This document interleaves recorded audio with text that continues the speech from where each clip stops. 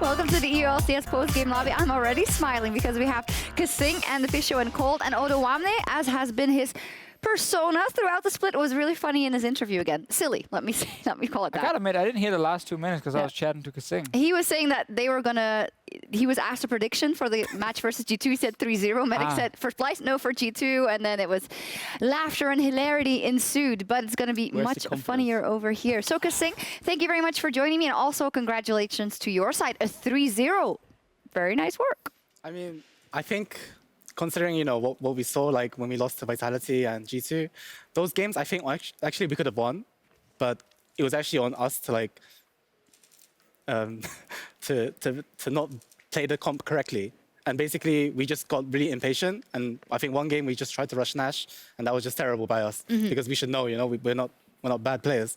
And I think today showed us that we can play cleanly whilst also being able to be decisive at certain times. It seemed like you were still very much mulling over that Week 9 performance. Did you really come here today wanting to make the statement of, hey, we are better than this. We can play cleaner than this? I mean, I feel like when teams are basically saying that Splyce can maybe go 3-1 and 3-2 or even, lose to lose to Roccat, then I feel a bit like, how do I say it? I feel like it was because of the fact that our Week 9 performance was pretty shit. And yeah, I think that's what caused a lot of people to doubt us, but I never thought that we would lose to Roccat. Well, Deficio also said it was the easiest 3-0 prediction in his life, so at least he had faith. He had faith. Oh, Deficio. Because I actually watch the games and analyze the teams. The other guys just do this, and then they blindly predict. That is so rude. You're just saying that nobody else does their job except for you. I mean, did you see Cole's 3-1 prediction? Like, what was that? 3-1? Oh my god. I actually analyzed Splyce and thought that they could actually pull off a win by abusing the fact that the bot lane of Splyce didn't always have the best laning phase. So I thought that could give them a win, but they actually played very smart from the bottom side and didn't get abused. But also Roccat, I feel like they didn't actually play completely to this condition. So I thought it was a little bit on both, But I think it was clear that Splyce was the better team. It was a good prediction. What was the TLDR of Roccat? I feel like we talked about keys to victory, be it the mid lane, be it possibly Profit, be it the bot lane, but they tried a bit of everything, a late game composition, and a good start in the last game, and it still didn't work. So is the TLDR then just not strong enough to get to semifinals? Yeah, I mean, I think that's the fair statement to make in this case here. One of the things we looked a lot at between the two teams was just, it kind of felt like Splyce could do everything Roccat could do. Splyce could just do it better, and Splyce in general also had more talent on their lineup. So it just felt really hard from the get-go, unless Roccat had like one specific thing in the game they could really abuse to get ahead. Could have been the bot lane, wasn't the bot lane. Could maybe have been Profit in the first game, it wasn't. Blank, not really. And then suddenly, if you don't have any lanes you can necessarily abuse to get this kind of lead when you are the weaker team, you get 3-0'd. So, kaSing, how did you feel as the series went on? You won first game pretty handily. Was there ever any doubts? Was there ever any, we got to change our strategy? Or was it really, this is the plan, we're going to stick to it? I think our plan was fairly straightforward, knowing that like Roccat played really well around like picks like kaSing, and that's pretty much why we like permanent and same for Azir, because we know that Blank is like one of the best Azirs in the world, as Niski would put it. But I think our plan was basically to shut down their mid and jungle and make sure that they don't have like a winning 2v2. And well, like even though Zach loses like I think early, but after he kind of wins every 2v2, no matter what, with whatever mid laner. And we kind of use this as the fact that it's kind of pressure on the other lanes. And yeah, I think our plan was quite straightforward from there. Well, also straightforward victory, 3-0, and the player of the series was Odoamne, 44% of the votes for the Romanian in the top lane. Perfect, we had a little segment on him ahead of game 3. He did well, he was on Euphoria. You couldn't write this stuff better. The script is perfect right here for Odoamne and Splyce. I mean, 2 Camille games where they play around him in the early game, he gets a bunch of kills, and then he's pretty good. He is pretty good. We talked a lot about how Odoamne playing a bit more carries was very much, it came together with Splyce having more synergy and him being able to pick those things that he maybe really wanted to pick but couldn't in the past. Is that something that changed the dynamic of the squad? Is it a big plus for him? I think, like, although as a player, I've known him since HTK 2015, where I knew him as a tank player. Only Maokai. Yep, every game. I liked this Maokai a lot, but... He was famous for Trundle as well, I remember. And Rama's top lane. Yeah. Yeah, it was back Good when it was times. like Smite TP meta, I think. Yeah, that was probably. it. Good stuff. I hated it. Fucking Hooney. But anyway, regardless of that, I felt like Odo has definitely developed more as like a, how do I say it? Like, he's much more well-rounded now compared to before. And I don't know if it was because of the fact that he maybe wasn't confident, like back then playing carry matchups compared to now.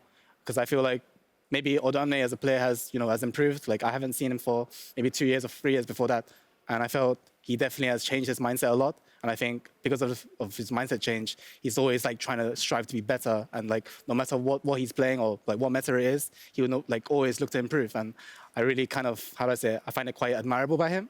So, yeah. Can I turn that a bit on you personally? Because I heard that after last week, you were quite disappointed. You didn't maybe think that you did enough. How do you feel at this point? Are you proud of today? And do you feel confident going into the rest of the playoffs for you personally? I actually think today, I think how do I say it? I think last week in week 9, I didn't play as good because I think I was basically just very, how do I say it, panicked.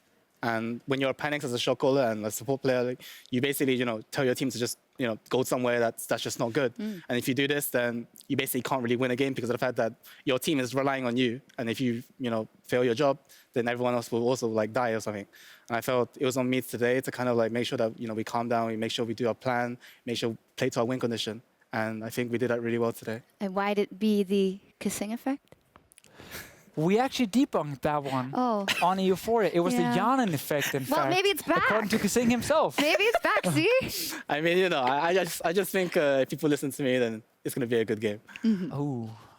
Well then, we'll see how that progresses. that in mind. If kaSing has a bad game, they're going to lose the next game. So If you that's guide also us through the okay. segment. Please don't cap me. Alrighty, let's see. So let's see how good you're going to have to play. Who's up next for you in the bracket? You guys are going up versus G2 in the semifinals. And then tomorrow's winner will go up... Wait, Yes, explain it to me. tomorrow's winner, because Splyce are the highest seed from the quarterfinals, they have to play the second seed. Why am I even confused? Nobody else can be in that Exactly. other semifinal. So Vitality HK will have to play Fnatic. There is no way around it. And my point that I also just wanted to touch on before we move on is that Roccat is now out. So kind of finishing statements on their split. From my perspective, they did a lot with the project that they were given. Freddy whipped that team into shape and those players stepped up when it mattered.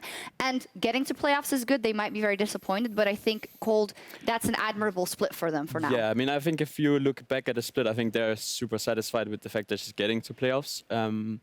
I think they could show more, but we also have to understand that this is a team full of like rookies or newer players. They don't have as much experience as, for example, the Splyce team today. So I think they will use this game or this series to potentially do better in the future. And I think that's what's important for them.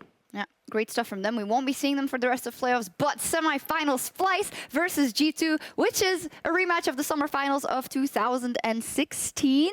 But a lot has happened. The teams look completely different. Kabi will be returning to Denmark to play there as well. So in the third place match or in the final if they manage to win this. But kaSing, Odoamne was joking a bit. What do you feel about your chances in this matchup? It's a 50%, I guess, because it's either you win or lose. That's true, but is G2 Not wrong. scary? That's why it's a shot caller right there. Is G2 scary? I mean, I actually don't. No, I don't find them scary. I think, honestly, even the game we played against them for the tiebreaker match, like again, I think that was on me, and I felt like because of me, well, that's why we lost, and it kind of sucks a lot because I just feel really responsible because of the fact that if I had not, called one bad call or if I had not, failed on my behalf, then maybe we actually would have won it. Because it was on us to lose, and we did. Well, this is a fantastic setup for your revenge. You can Kind just of, take him yes. out. I mean, I get to play against Yanan, my best friend before. I hadn't even not thought anymore. of that. No, Interesting Yeah, matchup. now you hate him. Kold is my new best friend. Kold, you were saying a lot of interesting Yeah, matchups. so if you go back 2 years, I remember a specific semi-final where Wonder and Odoamne was playing against That's each other. true. And I remember who came on top on this one because they were playing literally the same matchup every game, which was Nar against GP. And I remember actually Wonder having an edge on Odoamne in this series. So I'm looking a lot on the top lane. I think both have been outstanding so far. And I think a lot is going to come down to who's going to get on top there. And they both like Camille. And this champ is OP, like, has to be OP. So that's definitely going to be exciting. Mid lane, which is where we're going to see a lot more action from G2 side. While Niski's Cassidy was good, and he had a fine series, I still think that is probably going to be one of the lanes G2 will look at. They don't really go bot lane, so it might be a boring farm fest down there, but at least the top side of the map is going to be exciting. You know what interests me, and this might be a bit controversial, I don't know what you can say about this, but you know that we see, and this is not an insult, this is just Niski in between all the other carries on the team is just not as strong as a carry, it seems, in most of the games, even though he had a fantastic couple of games right here. Is that something that you guys actively kind of work around? You know that? That's not the strongest, but he has different strengths that we then work around and build your comps around? So regarding the controversy regarding like Niski being, you know, a weak mid laner or the weak point of Splyce or anything like that, I disagree with those comments because I feel like Niski, like, if the team is not playing around you and you're playing a champion that kind of roams and, you know, just basically, how do I say it, you're there to like pick up the sideways whenever you're behind or something, then I think he's still doing his role or he's still, you know, doing his job. It's like if you were to pick, I don't know, Tristana Braum, right, on bot lane, you're not looking to actually win the lane hard. You're just looking to scale. And when people just flame these kind of players that say, you know, why are they like 50 CS behind or something? Maybe not 50 CS, they shouldn't be that. But that's a lot. But the thing is, like, a lot of people just look at like the straight up the matchups, or they just look at the score without looking at the matchups and stuff. And I feel for Niski because I feel like he's always trying to help others. Like, I think in our game against G2, he literally TP'd and healed like Zach to save him. Yes, Yeah, I I mean, that did cost him his lane, life. but I think for someone who does things like this is really like commendable. But yeah, I feel. I mean, Maybe it's just we're not playing around him properly, or we're just, you know, we're not doing too much around him, but I feel he still does his job good. I think just that's where there's a small misunderstanding sometimes in what people are criticizing. I don't think anyone is saying that he's not actually... that he's not a good player. That he doesn't have a role Yeah. on Splyce that he's able to fulfill. I think it's more like if you look at just pure carry potential, if it was still tank top laners being played all the time, and you then had a setup where it was Caps versus Niski, people would pick Caps every time as the better carry, right? If they could rely on him in the late game teamfights, as an example. But I think with Niski, and the thing he's actually getting praise for, is when he's playing a lot of the more like utility style, where he's able to impact the rest of the lanes a lot more. And he's doing a good job with that. And I will give him credit. Despite him falling behind in CS, he very rarely gives up early kills. So it's not like camping him has been a successful strategy the teams have really used so far. And that is at least is a good thing for him. But sometimes I think in terms of pure carry, he's weaker than some of the others, which is why he doesn't fill that role Play those carries, yeah. on Splyce. Yeah, that makes sense. Glad you were able to talk about that, kaSing. But now let's move on to the quarterfinal that is on the board tomorrow. Vitality versus H2K. And today it was a 3-0. We had kind of expected it not to go all the way, but this one, I can barely hold my excitement. Maybe you would have said H2K, how would they have a chance in hell if you told me this was the quarterfinal matchup in week 4?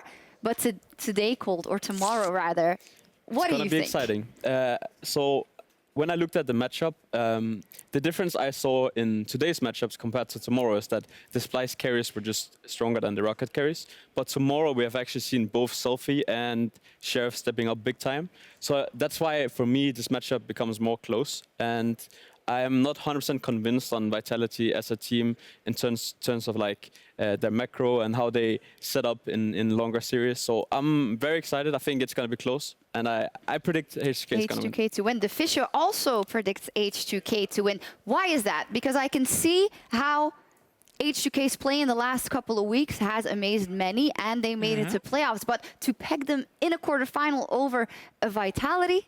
I mean, so to the point you just made about how they played the last few weeks, like Vitality are 3-7 and HK is 7-3. Yep. So if we just took it from that part, HK would be huge favorites, Yeah. right? I think for me, H2K's main strength have been mid to late game. One is team fighting. Another thing is how they play around like Baron specifically, and how they actually stop other teams from rushing it down. And I think Vitality's biggest weakness have been mid to late game. So I can see Vitality win most early games in this series, but then they really struggled the last few weeks when it actually comes to snowballing that lead, especially around Baron. They leave a ton of openings. They kind of get greedy, where if they feel like the setup takes too long, they just force a fight instantly, and they end up like taking a huge gamble on it that can backfire. So I feel like H2K in most of the games will get to late game. And can become the better team. That's why I got 3-2 for them. 5 games, nice. So that's going to be 5 games, and I think close, but I think HK gets it. All in right, the end. kaSing? Actually, I feel like on Vitality, they have Jizuke as like, I would say, the star player. I feel like he always performs well, and no matter the matchup that he's playing, like I feel like he never plays bad. But that's like the only player I see doing like really well. Whereas in H2K, I feel like Sheriff is much bigger carry threat. Or he is a much bigger carry threat compared to like Jizuka, because of the fact that in the mid game or mid late game, like your AD carry is the most important member, and I feel H2K as a team plays more cohesive rather than Vitality. And I feel like Vitality's bot lane is actually weaker compared to H2K's bot lane. I feel like H2K will actually win. Yeah. No, What's your score? 3-1. 3-1. This is 3 analysts saying that H2K is going to win. I know a certain person that is going to go on Twitter and tweet something right now.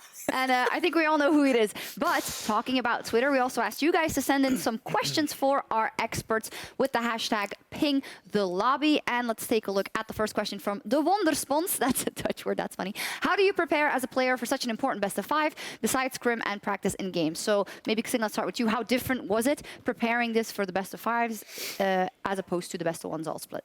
I think the mentality was definitely important, like what we had to change, because usually when in week 1 to 5, or week 1 to 9, your mentality may not be like the greatest because of the fact that, you're just playing every week and week.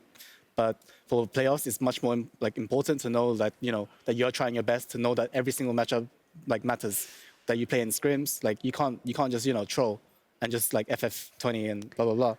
So to that, coming back to Vitality and H2K, one place where Vitality could have the edge is they've talked a lot about how they've played best of 5s together, 4 of those members, and they've kind of withstood a lot of that stress. You do have some people on H2K like Sheriff, even though he's come into his own the last couple of weeks, who we don't know how he will adapt in a best of 5. So that mentality could be very important. I always stay away from mentality points because I'm not in the head of the players. I can't predict if Sheriff goes on stage and what starts do you think about shaking. Sheriff's mentality? Seems like a nice guy. I'm sure he's gonna have fun on stage. Great analyst. Just kidding. I'm not in his head.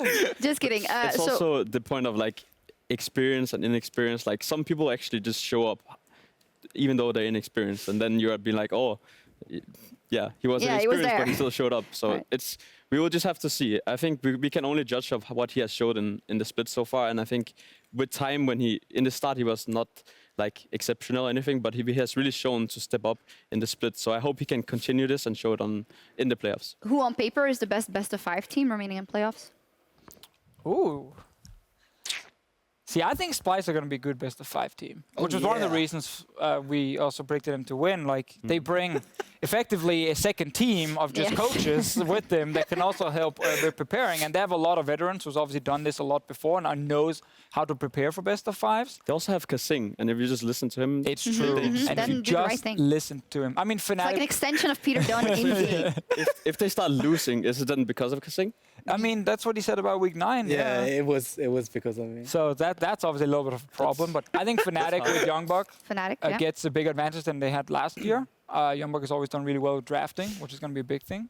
So best support systems translates into best of 5.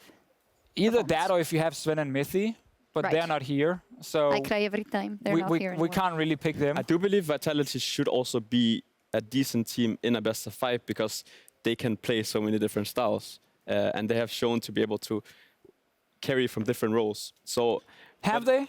I mean, we saw in the start of the split, we saw Kaboshat taking games on like Jax. Like one.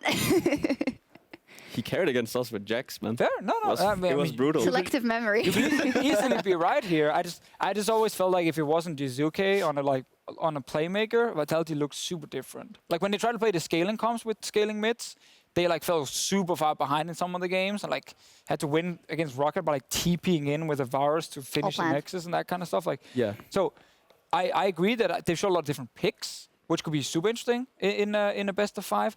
I just haven't always felt like they carried from multiple roles. Well, we'll see tomorrow. We'll have possibly 5 games to judge both Vitality and H2K. I do want to move on to our second tweet, which is from Emil Falk Nielsen, tweeted, which do you think will be the most contested picks in playoffs? I know this might be a bit tricky for kaSing as he doesn't want to disclose anything, so you can not say anything if you don't want to. But we did see a couple of different pixels already in this match, and I suspect that Splyce jungle still has a couple things they don't want to show us, and maybe they don't want to show us Trundle jungle again. No, we accidentally picked Trundle. It wasn't on purpose. Really? I'm kidding. We wanted that. You got me. Kold, what do you got? What do So you I got? mean, when I look at contested picks, I usually look at like high value picks, and I think usually when I think about high value picks, it's picks that can be played in different roles. So I look at champs like Swain, I look at champs like Cyan. They should have really high value because you can pick them early in the draft without the team actually knowing where it's going. Is it going top or is it going mid? I also look at champs like Saya Rakan, looks super strong. I think Galio could be one of them. I got one. No, go ahead. Sorry. And then I was going to jump in when you were done. I got one. I'm going to interrupt you, but please keep talking. No, I wanted to just jump in when he was done. mentioning every champion. I was hoping to get one of those champions. Stop talking. Specifically Sorry. for the G2 and the Splyce series, I think Camilla is going to be super important. But then it goes more into the matchups, you know. But Give me two more.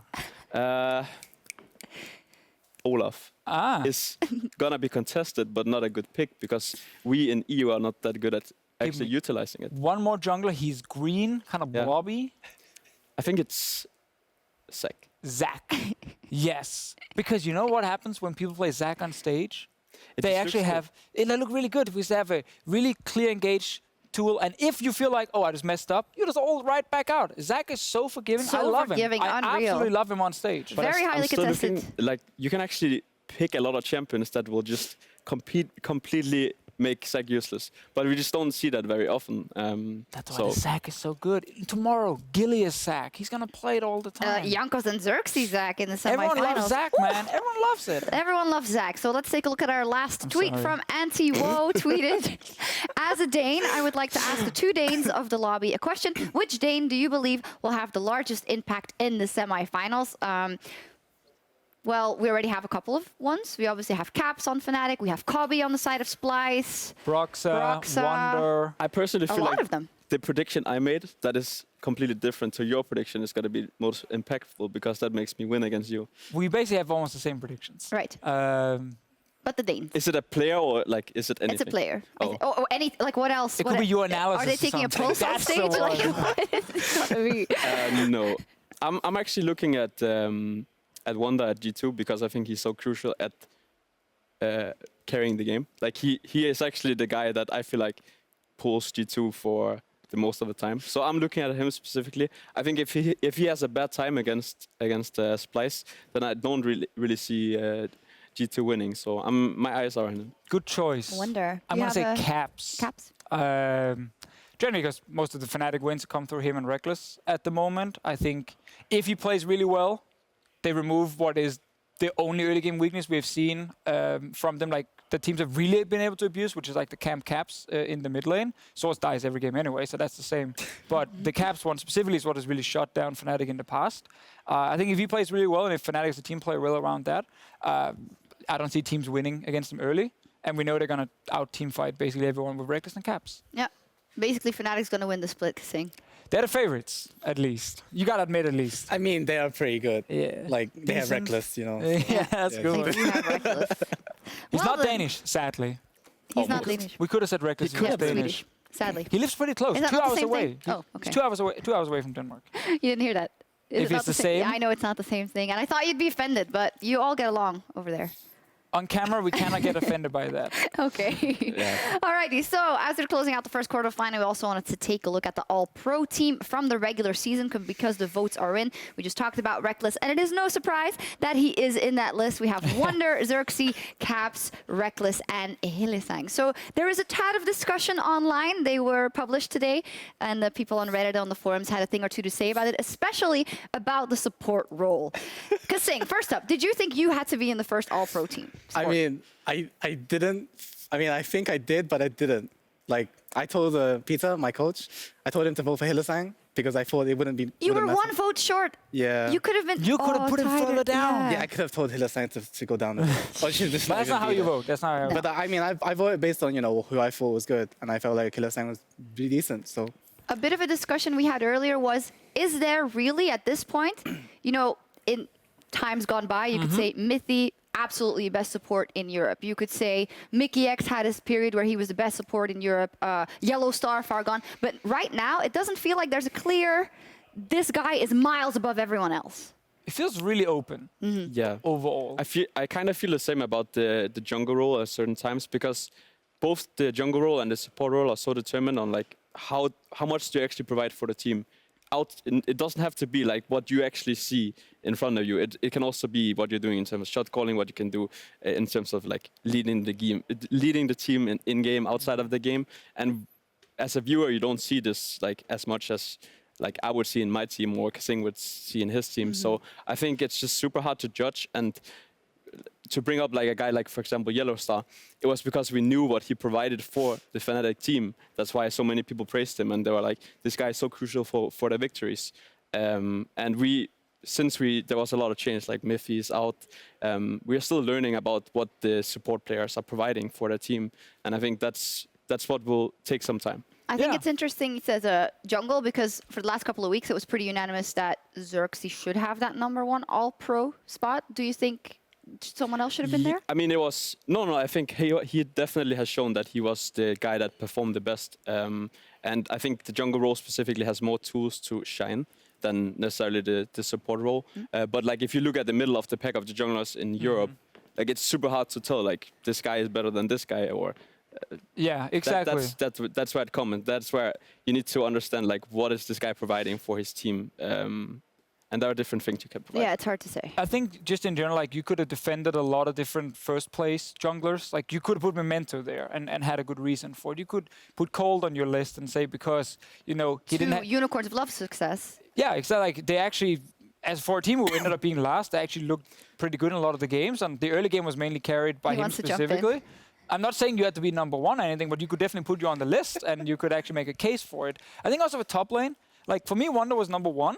But that's like #2. I'm like, Odoamne? There's like a ton of people here. I ended up with Odoamne because I felt like the second half he was individually so good. But I can see anyone put Soas. I could have seen, you know, people look towards someone like, you know, Prophet and what he did in the early stages. So you can make a case for different support.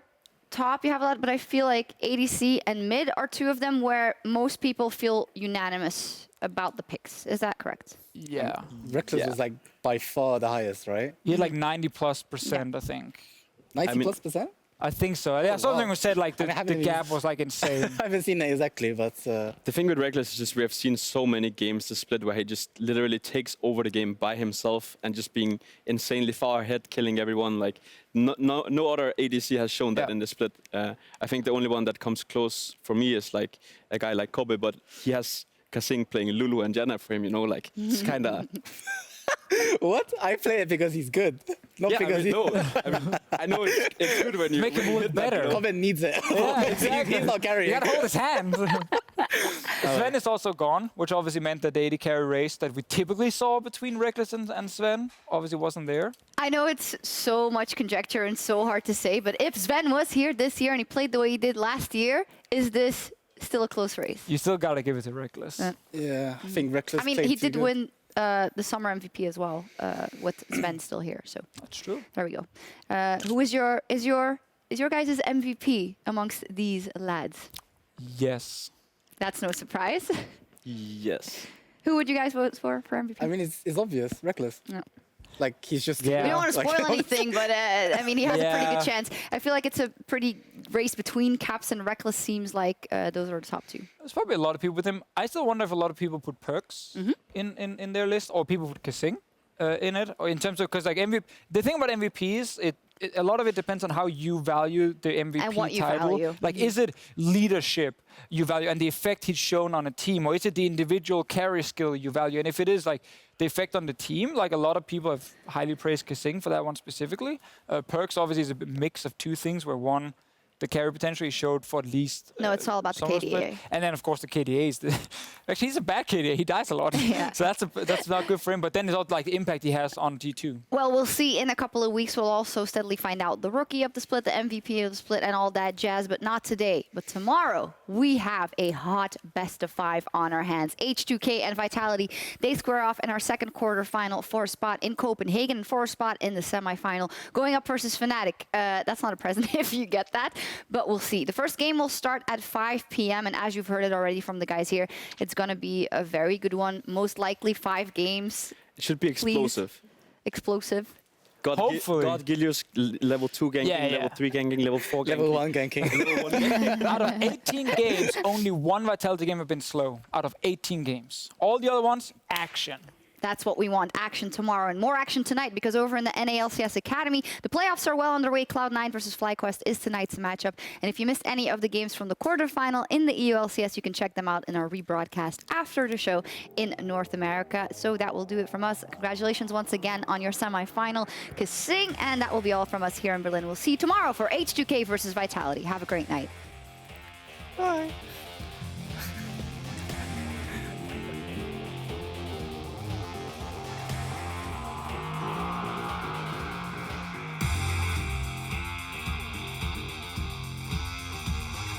Let's see if Blind and Prophet can come in to turn the tide here, but this is even going to follow. Flashes forward to pick up first blood. And BQ's going to knock down Cersei. Pain Train's coming in looking for Blank. They're going to knock right into him. And this is going to get immediate revenge. And even Prophet can't get away as easily. Gets pulled back in by the Goo. The decimating smash into Mega Dark form. Kami get the double kill as he picks off the final member. And that is everyone gone. Ace at 33.5. Ulti coming out from Rise. Can he find a pick? Just Blank. This is a pretty heavy investment. Flashes forward, goes for it, and he's going to be able to knock Cersei down to 0. A lot of damage coming out of the Jhin. For a shot, flashing, and Kami with the style. We can't win. Yeah. Oh my god.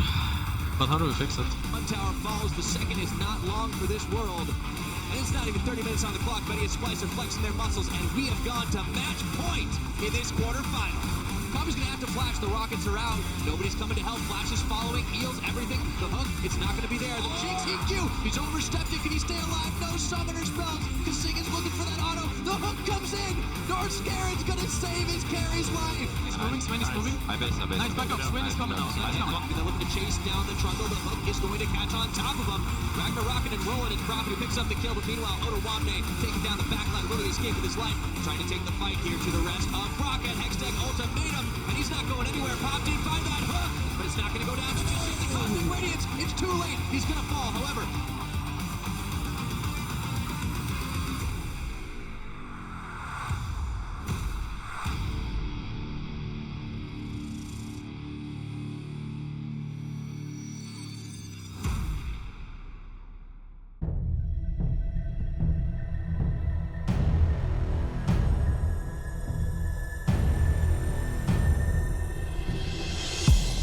In 2013, 26 teams have graced the European LCS stage. Only 10 have advanced to finals. Fnatic, Alliance, and G2 Esports have all hoisted the trophy. Home to some of the best players the world has ever seen, Europe has once again shown us that their pool of talent has no end. Now the battle for the crown is closer than ever, with 6 teams fighting ferociously for the privilege of challenging the throne. H2K are going to playoffs! But that'll continue to solidify their dominance at the very top. For the first time since 2015, Rockat's Talent Factory has forged a lineup worthy of playoffs. Meanwhile, H2K had to find and unlock their carries to make a surge in the standings. Oh, Memento! You beautiful man! He stole it away! Who was gonna end the game? Ruin goes down! What is this? Oh my god! H2K, that is beautiful! Team Vitality, the most exciting set of rookies ever, flew out of the gate behind the Italian Stallion and God Gilius himself. Caps is in trouble. Zuki looking for the outplay. Can't get it. That's one. Might just look for 2. He's feeling himself. I can hear him hollering on stage. He wants one more, and he's gonna get it! After a static start, Splyce have found their footing. Now they are pressing onwards in the climb for the championship. Kobe shreds through you. He gets the quadra. Gonna be a penta for Kobe. And onto our reigning champions, G2 Esports, led by Perks, winning 4 consecutive titles. But eyeing the throne are the old kings of Europe, who may have fallen from grace, but are back and ready to claim the trophy that was once theirs. We have to win now. No way around that. We cannot wait any longer. My legacy is not even close to complete. I'm just starting it. I want my legacy to be as a leader who brought Roccat to the finals. G2 are the kings right now, but I've killed a king before. 2017 was my year of frustration, but that's changing this year. the greatest EU LCS moment still has to come, because it's gonna be when I win it. Fame is fleeting. Legacy lasts forever.